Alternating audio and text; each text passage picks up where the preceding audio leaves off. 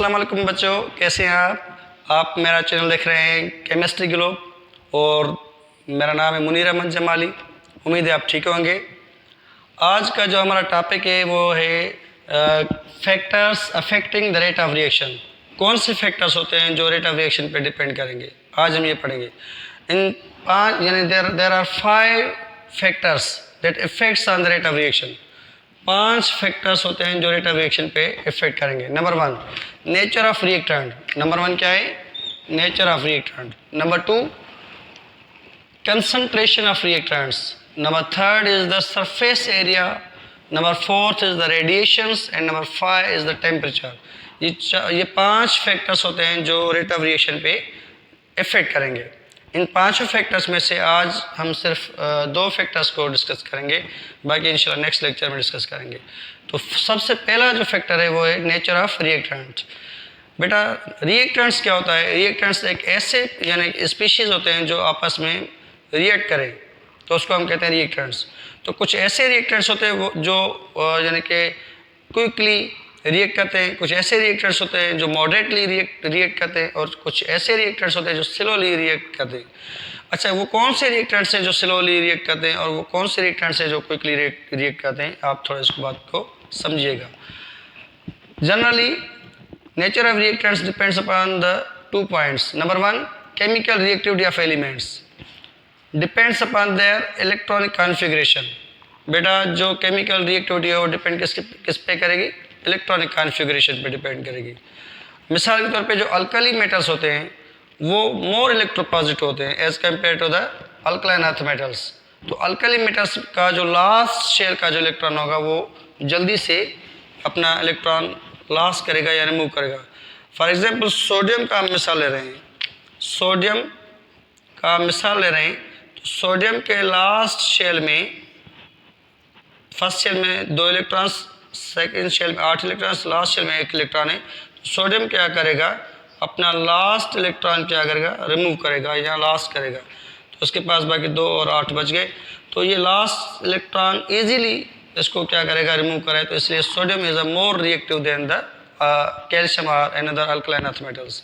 तो बल्कि जितने भी सारे अल्कली मेटल्स होते हैं जैसे लिथियम है, सोडियम है, पोटाशियम है, रुबिडियम है, सीजियम है या फ्रांशियम है, तो वो बहुत ही क्विकली रिएक्ट करते हैं, विगोरसली रिएक्ट करते हैं as compare to the alkaline earth metals. ठीक है बेटा।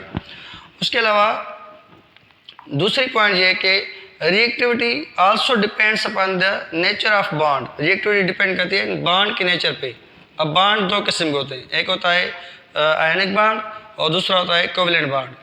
आयनिक बॉन्ड में क्या होता है कि आयनिक बॉन्ड में जो भी आयन्स होते हैं वो अपना इलेक्ट्रॉन को ट्रांसफ़र करते हैं, तो वो क्विकली अगर ट्रांसफ़र इलेक्ट्रॉन करेंगे तो जल्दी से आयनिक कंपाउंड्स जो होते हैं वो जल्दी रिएक्ट करते हैं वाटर के साथ।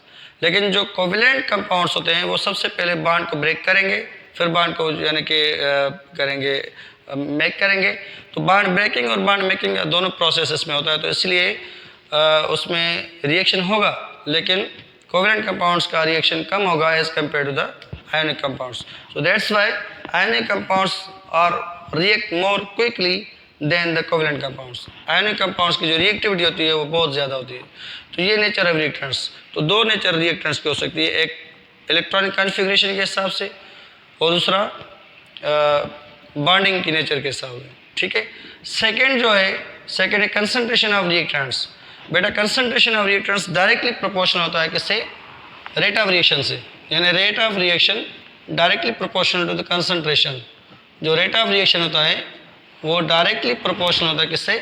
कंसंट्रेशन के साथ। As we increases the concentration the rate of reaction also increases. As we decreases the concentration the rate of reaction also decreases. ठीक है। So according to rate law the rate of reaction increases with increasing the concentration of 1 और more reactants.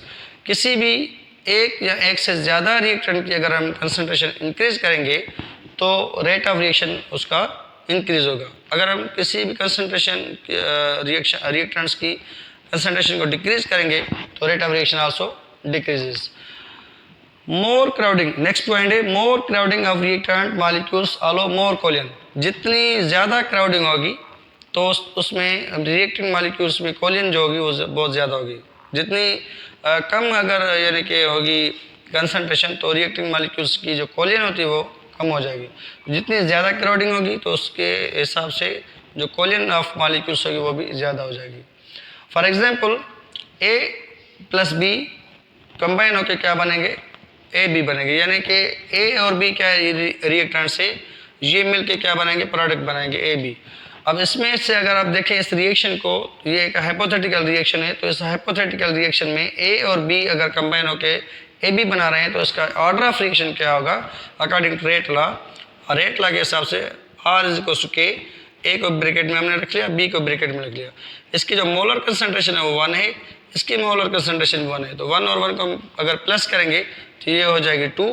तो ये जो order होगा वो second order, यानी ये हाइपोथेटिकल रिएक्शन क्या है, सेकंड ऑर्डर रिएक्शन है। इस सेकंड ऑर्डर रिएक्शन में कह रहा है कि अगर if concentration of A is double, अगर कंसंट्रेशन ए की अगर हम डबल करेंगे, the number of collisions among the particles of A and B per unit time would also be double.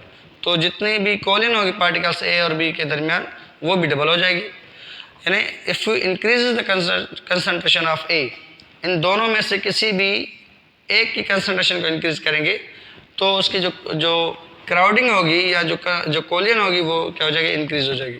जब कोलियन इंक्रीज हो जाएगी तो ऑटोमेटिकली प्रोडक्ट इजीली बन जाएगी। ठीक है, अब इसको फिगर में हम समझेंगे कि ये अगर अब देखें आप कि ए एक यानी कि जो यानी रिएक्टेंट ए है और ये रिएक्टेंट बी है, ये भी एक है ये भी एक है, तो समझें कि रिएक्टेंट्स की जो कंसंट्रेशन है 1 है। लेकिन अगर हम कंसंट्रेशन डबल करेंगे, ए अगर डबल है 2 दफ़ा है तो बी की कंसंट्रेशन क्या हो जाएगी, डबल हो जाएगी। अगर हम कंसंट्रेशन ए की ज़्यादा 3 दफ़ा कर रहे हैं यानी डबल कर रहे हैं तो बी की कंसंट्रेशन इससे ज़्यादा हो जाएगी, यानी 4 टाइम्स इंक्रीज हो जाएगी अकॉर्डिंग टू रेट लॉ। तो इसका साफ मकसद ये है कि if increases the concentration the rate of reaction also increases. इसी वजह से जो रेट होता है वो डायरेक्टली प्रोपोर्शनल होता है किसके साथ, कंसंट्रेशन के साथ। ठीक है बच्चों, आपको उम्मीद है समझ में आया होगा, आप इसको नोट करें। Thank you.